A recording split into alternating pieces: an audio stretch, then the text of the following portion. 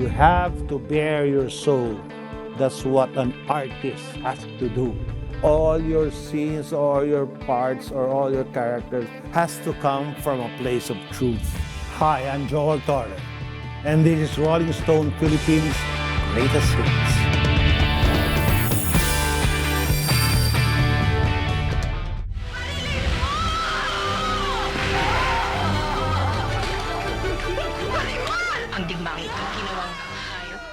During that time, 1982, which was about 43 years ago, it was considered one of the best Filipino films, no? And to be part of it, it's hard to explain. It was a breakthrough film. It was every young actor's dream role as Miguel. The role wasn't supposed to be for me. It was meant to be for some other actor. But as fate would have it, kung para sa'yo, para sa'yo. And I was so grateful and thankful that I landed the role. It was a landmark cinema, commercially and critically. I worked with Peke since I was a kid, since I was 8 years old, 9 years old in Bacolod. And 14, 15 years after, when I was 21, right after college, he won the Experimental Cinema of the Philippines for Oro Plata Mata as a screenplay writing contest. And I learned from the best. Peke was a great teacher. He was my mentor, my teacher, my guru, my friend, my father figure, but all rolled into one. He mindfucked us, everybody in school, no? Because he was this guru, and these kids were my guinea pigs, and he experimented with us. I'm so lucky I learned from the best. And he's a great teacher.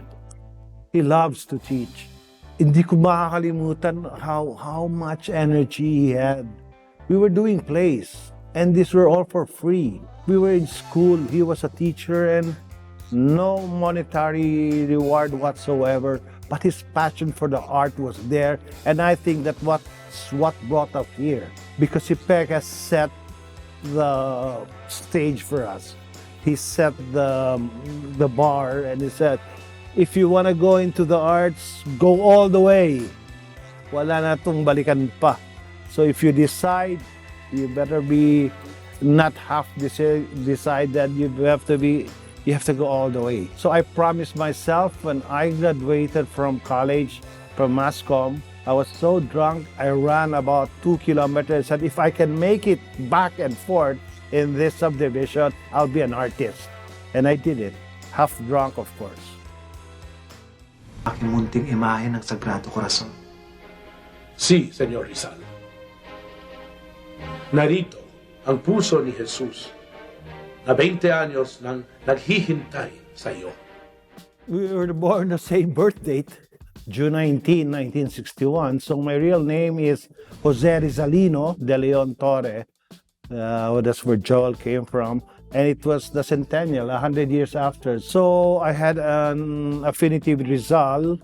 I always play the part in school, in mga debates. Kami ni Mike De Leon, after Oro, in 1983, we were already discussing the idea of doing the Rizal project. Way before that time, no? The mga 15 years ahead of when we did Bayaning Third World. And every time I'd go by Calamba, I'd pass by Rizal's house, even during midnight after a shoot when I'm driving alone, to channel Rizal when I finally got the part. No? Mike De Leon's Bayaning Third World was very interesting because it was the deconstruction of Rizal. You've seen earlier in Mariluz, it was the construction of Rizal. Everything we knew about Rizal was being portrayed. This one, things that were on a dead end, things that were not confirmed, things that we didn't know much about Rizal. And the interesting part, it was the last black and white movie on film. Nobody was using film anymore. And Fuji gave him all this free celluloid films to experiment and to shoot the Rizal. And the most interesting part is that it was a black comedy. Bayaning Third World was a black comedy in which, people were laughing. I remember Kurt Von got talking about black comedy. And sabi niya, in black comedy, the bigger the laughter, the deeper the pain. You laugh because it's true. And yun, ang nangyari kay Rizal was so tragic, but the way he presented it was so funny. Yung nagka-card sila, pagtapos nanalo si Rizal, I said, todas. Sabi ni Balaguer, pues, bukas todas ka na. Stuff like that. So that was the magic of it, the deconstruction of Rizal. Hindi mo siya gusto rito?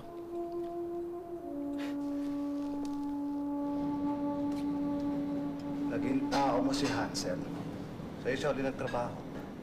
Yun na nga, waiter bouncer. Isa siya sa mga tulak mo ng shabu.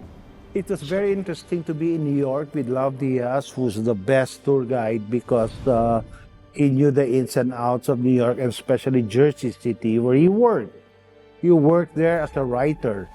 So he got into this crime story about a kid that was killed. But the course of the investigation was about my character, who was Detective Lieutenant Mijares, who was a military man. He came from the martial law era, moved to the States, and went to the as a detective, and trying to investigate as through the course of investigating about the crime. He was investigating about himself, about his Filipino soul. It was about the real story about films. What's interesting about Love, when I asked him first, Love, gano'ng katagal tong pelikula natin, no? Sabi niya, 3 hours and a half.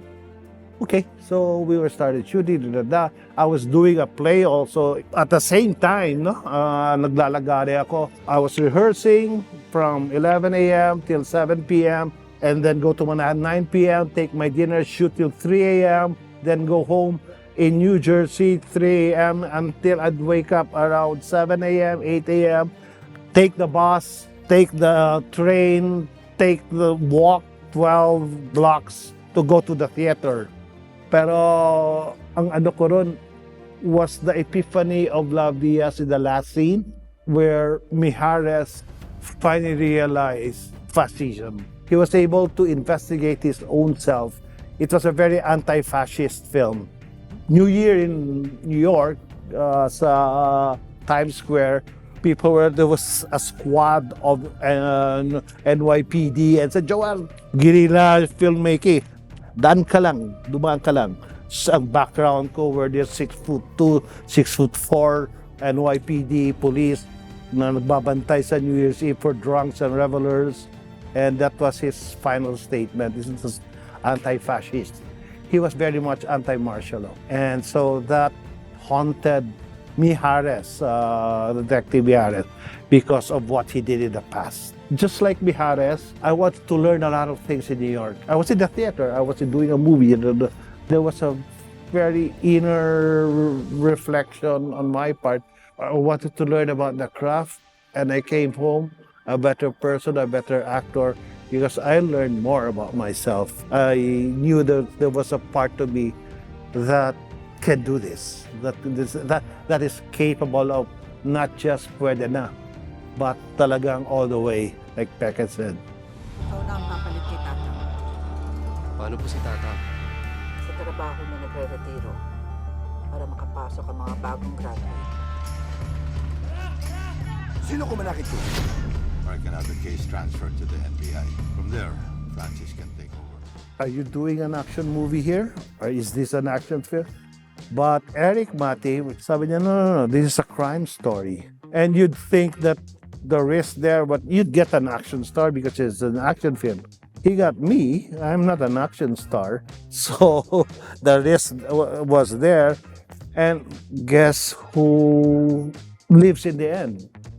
Not Appiolo Pascual, not Gerard Anderson. People saw through that they were expecting, patay na to si Joel Torre. And then the twist. It's your hero, anti-hero character who lives. What's the risk there is, kontrabida siya eh. Di ba? Si Tatang. But the compassion was on him. People were were rooting for him. Kahit killer siya, kahit siya, masamang tao, kahit hitman siya. But you tend to sympathize with the guy. And it was also about war. It's a war of drugs. It was a precursor for Tokhang, the drug war. People didn't know that such thing exists. But they do exist all over the world. Interesting, with 2 takes, that he'd allow me my version of the take, and then he would dictate his version so we could see which is more real, which is more apt for the movie. Especially when Daniel was already taking over, and Tatang, na alam niya na siya lang isusunod, instead with a stare, I'd say, putang mo, I will be next, no? Akong tirahin mo. And sabi ni Eric, no, let's do another version. Kawawa ka. Make it your people will sympathize na you're so helpless. You're so helpless. Oh shit, this is it. They're gonna kill me. But then the twist was so things like that. So I was given the freedom to do your version of it. And of course, Eric, film is a director's medium. So, syempre, yun ang kung anong nababagay para sa story. An actor's work is to know the vision of the director and the writer. Kanila to eh. Film is a director's medium. So you're an actor, you bring life to a character. But you should know kung anong vision nila. So you're on the same page. So yung mga nag-aaway, yung mga director ng actor, teka muna, tignan niyo muna kung ano talaga yung vision ng writer and ng director, kasi it's their work. Yeah. That's supposed to be my role, and I give life and I give truth to it. It's very important that all your scenes or your parts or all your characters has to come from a place of truth. Kailangan totoo para ang audience mismo maniniwala rin. So that's why you get people who are nararamdaman nila yung character, which is really a goal for all actors. Sabi nga ni Eric Morris, our being acting coach, right? And that's it, Joel, that's it. An actor, that's an actor's work. You have to bear your soul. That's what an artist has to do. Bear your soul. When you bear, that comes from a place of truth.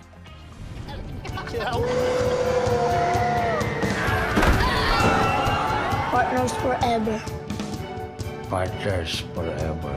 Labas-masok din ho ako sa sistema noon. Nagpalaboy-laboy ako sa daan. Hayaan niyo ho ako na pag-aralin. It's the most watched Filipino film on Netflix. 17 million. Ang sarap lang ng feeling as a legacy of saying, okay, this is my connection to the Gen Alpha. It's a very nice feeling when kids come up to me and wants to have a picture taken with me. Parang sarap ng feeling, uy, umabot pa ako rito. Remember, my films were adult content, so hindi nila ito nakikita. To have that attachment with the new generation is a resurgence for me as an actor that, abot ko pa yung generation pa na yun. And you see the wonder in kids' eyes because kids, they don't lie. Makikita mo yung reaction, siya yun, si Lolo yun. Yung the wonder, yung suspension of disbelief that, hey, he's alive. Well, that's the work of an actor. I've mastered the art of dying. I've died 1,000 times on film already, and when I think kung may contest na who does the dying scene best, sasali ako.